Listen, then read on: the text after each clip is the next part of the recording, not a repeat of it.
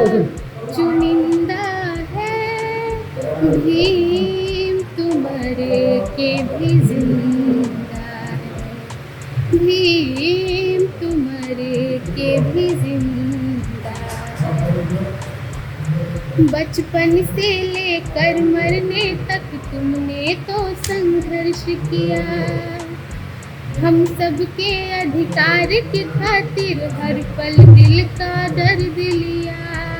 तेरी कुर्बानी जो बहुजन ना देखे वो अंधा है, भीम तुम्हारे के भी जिंदा है, भीम तुम्हारे के भी जिंदा है।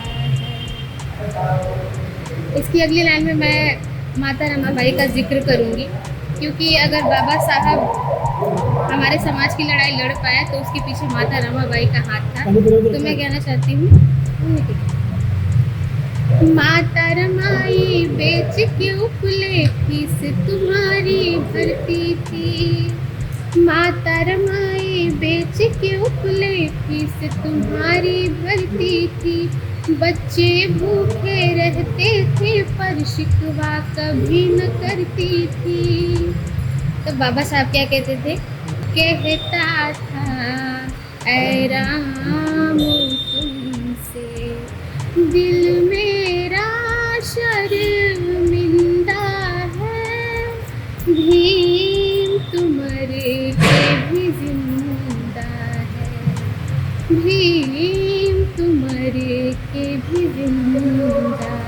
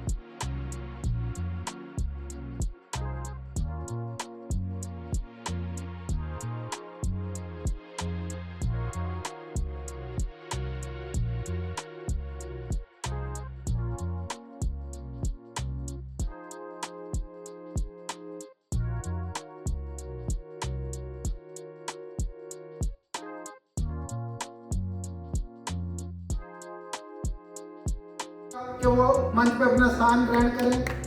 राजेंद्र सिंह जी। देश कैसे तरक्की करेगा? बढ़िया पढ़ाई नहीं होगी तो देश कैसे तरक्की करेगा? एक तरफ डिजिटल इंडिया बन रहा है, एक तरफ रोटी के पे झगड़ा हो रहा है, रोटी नहीं है खाने के लिए। तो उस खाई को किसी ने जब पूरा करने का प्रयास होगा तो तब जा करके उस रास्ते पे हम चल पाएंगे और उस चीज को अचीव कर पाएंगे। प्राइवेट में रिजर्वेशन होगा, क्योंकि अभी सभी लोग इसमें शामिल नहीं है। ये एक बहुत बड़ी लड़ाई है, छोटी लड़ाई है।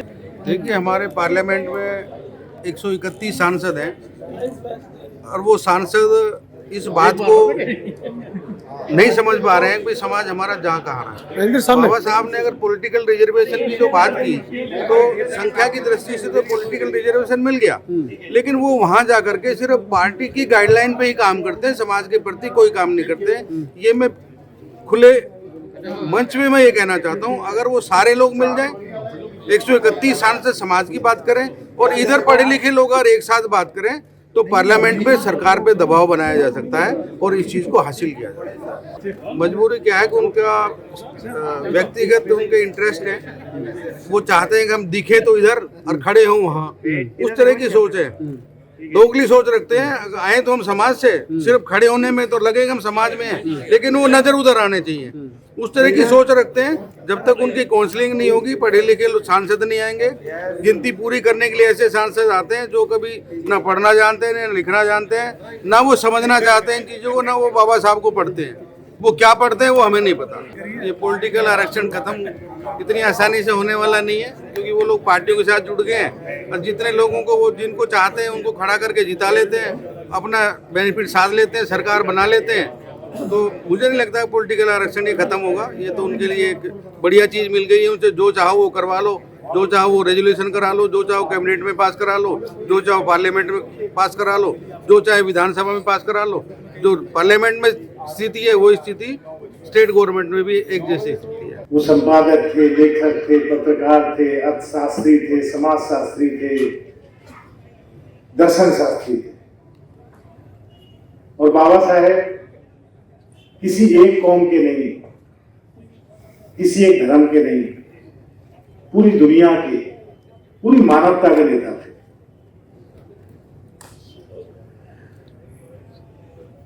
यूं ही नहीं, पूरी दुनिया उन्हें सिंबल ऑफ नॉलेज के नाम से खिताब से नवाजती है। उस दलित वंचित समाज के बारे में सोचकर देखिए, जिसे सदियों से दबाया गया हो, सदियों से जिसके कॉन्फिडेंस को ब्रेक किया गया हो, जिसके मनोबल को तोड़ा गया हो, सदियों से जिन्हें कहा गया हो कि तुम्हारे अंदर योग्यता नहीं होती, तुम्हारे अंदर मेरिट नहीं होती, अपने ऊपर तमाम तरह के जुल्म और सितम को उठाने वाला ये दलित वंचित समाज बाबा साहेब अपने उस पुरखे बाबा साहेब के जन्मदिन के दिन क्यों ना मुस्कुराएं, क्यों ना थोड़ा दूर, जिन्होंने योग्यता और मेरिट की उस बने बनाए सदियों पुराने ढांचे को ध्वस्त कर दिया और मानवता की एक ऐसी लौ जलाई जिससे आज वो हर कोना रोशन हो रहा है जहां सदियों से अंधेरा रहा। आज उस रोशन शख्सियत के मालिक बाबा साहेब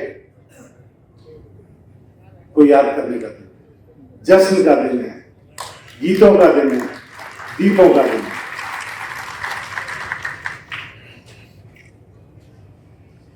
एक दलित होने का दर्द, इसका मतलब क्या होता है, इसे बाबा साहेब की जिंदगी से बहुत अच्छी तरह से समझ सकते हैं। इतने सारे संघर्षों के बावजूद बाबा साहेब ने 32 डिग्रियां हासिल की। उन बाबा साहेब ने नहीं, राजेंद्र प्रसाद जी की अध्यक्षता में जी जो ये दिल्ली बिजली बोर्ड जो पहले होता था, ये एम्प्लॉयज़ एसोसिएशन का जो आज फंक्शन हुआ बहुत कामयाब हुआ है, भरा पड़ा था सारा। ये किन विषयों पर चर्चा हुई है? नहीं, हमारा देखो ऐसा है कि हमारे ये संगठन है, ये अपने कर्मचारियों का होता है, पर कर्मचारियों के संगठन से काशीराम जी ने जो संदेश दिया जी वामसेब बना के, और वामसेब का मतलब था कि पैसा होगा सरकारी कर्मचारियों का और काम करेंगे हम जाके गांव में समाज का। तो इन एसोसिएशन का ये मैसेज वही है जो वामसेब का होता था। जी हम जो है ना कर्मचारियों के स्टेज से मैसेज भेजते हैं समाज में, और उनके लिए हम डेडिकेटेड हैं, और आज का सफल कार्यक्रम रहा। शिक्षा, चिकित्सा, रोजगार क्या चाहिए समाज के लिए, क्या संदेश देकर गए हैं? तमाम तरह के सामाजिक नेता यहाँ पर पहुंचे थे। देखो, हमारा उद्देश्य ये था, दिल्ली सरकार और भारत सरकार का जो हमारा राष्ट्रीय कमीशन है जी, उससे ये चीज़ें थी कि लोगों की जो ग्रीवेंसेस है एम्प्लॉइज की, उसको किसी न किसी तरीके से संजीदगी से उसको निपटाया जाए। और पूरे एसोसिएशन के जितने भी लोग इस ऑडिटोरियम में थे, उनको एक हमारा आह्वान था, अगर बाबा साहब के दिखाया हुआ जो रास्ता है, जो उनका बनाया हुआ संविधान है, वो संविधान पूरी तरीके से लागू नहीं हो पा रहा है। और जो जितनी भी कॉन्स्टिट्यूशनल संस्थाएं हैं जो चेक एंड बैलेंस का काम करती हैं, जो पारदर्शिता दिखाती है, जी। वो पारदर्शिता खत्म हो चुकी है और संविधान आज की डेट में हम ये मानते हैं कि बिल्कुल खतरे में है। तो इसलिए संविधान के बचाने के लिए भी हमें एकजुट होना पड़ेगा और एक साथ मिल करके इस आवाज़ को बुलंद करना पड़ेगा। और जो हमारा प्राइवेटाइजेशन है, क्योंकि नौकरियां खत्म हो रही हैं, जिन लोगों को हालात बदले, जिन लोगों का डेवलपमेंट हुआ, जिनके बच्चे पढ़ाई में आए, जिनके बच्चे जज बने, इंजीनियर बने, वो इसी रास्ते से आए। अगर वो रास्ता आपका बंद हो जाएगा तो ये रास्ता बिल्कुल खत्म हो जाएगा। आज आपने अपने वक्तव्य में निजीकरण में आरक्षण की बात की है। बिल्कुल बात की है और उसके पीछे हमारे पास लॉजिक भी है जी। क्योंकि जो सारा पैसा है, कोई भी प्राइवेट कंपनी, जो भी कॉरपोरेट है, वो अपना पैसा कोई नहीं लगाता है। वो भारत के जितने भी बैंक हैं, बैंक का पैसा है। जो जमीन है वो इस देश की जमीन है। वो दोनों चीज़ों का दोहन कर रहे हैं। जो भी संपदा है वो उसका दोहन कर रहे हैं। तो प्राइवेटाइजेशन में इसलिए ये जस्टिफिकेशन के साथ हम कह सकते हैं जितने भी रोजगार हो, किसी भी तरह के रोजगार हो, उस रोजगार में SC, ST और OBC का रिजर्वेशन होना चाहिए। आपने राजनीति को भी टच किया मंच से। 2024 में चुनाव है, क्या संदेश है राजनीतिक बहुजनों के लिए? आप सब लोग ये जानते हैं, भली बात ही जानते हैं, बिना वोट से किसी भी सरकार को, चाहे प्रदेश की सरकार हो चाहे सेंटर की सरकार हो, कोई असर पड़ने वाला नहीं होता है। आप जितना मर्जी शोर मचा लीजिए, जी। जिस दिन आप वोट में डेंट डालने की स्थिति में आ जाएंगे, उस दिन आप अपनी बात मनवाने में कामयाब हो जाएंगे, सफल हो जाएंगे। तो इस मूवमेंट को हमें उस तरीके से चलाना पड़ेगा। समाज का जितना भी बुद्धिजीवी वर्ग है उसको ये बताना पड़ेगा कि हम एक ऐसा मसौदा हम तैयार करें, चाहे तालकटोरा स्टेडियम में करें या कहीं और करें, चर्चा करके, विमर्श करके एक निष्कर्ष निकालें और वो निष्कर्ष हम जो पार्टियों के जो अध्यक्ष हैं उनको सबमिट करें कि हमारा समाज उसी के साथ जाएगा जो प्राइवेटाइजेशन में रिजर्वेशन लागू करेगा, जो हमारी बात करेगा, जो सरकार जो चलाएगा, जो संविधान पे आधारित होगी, हम उसको करेंगे। अगर ये करने में हम कामयाब हो जाते हैं तो वो दिन दूर नहीं है। अगर अपनी बात नहीं मनवा सकते, सब कुछ संभव है। उसके लिए मेहनत की जरूरत है, एकता की जरूरत है।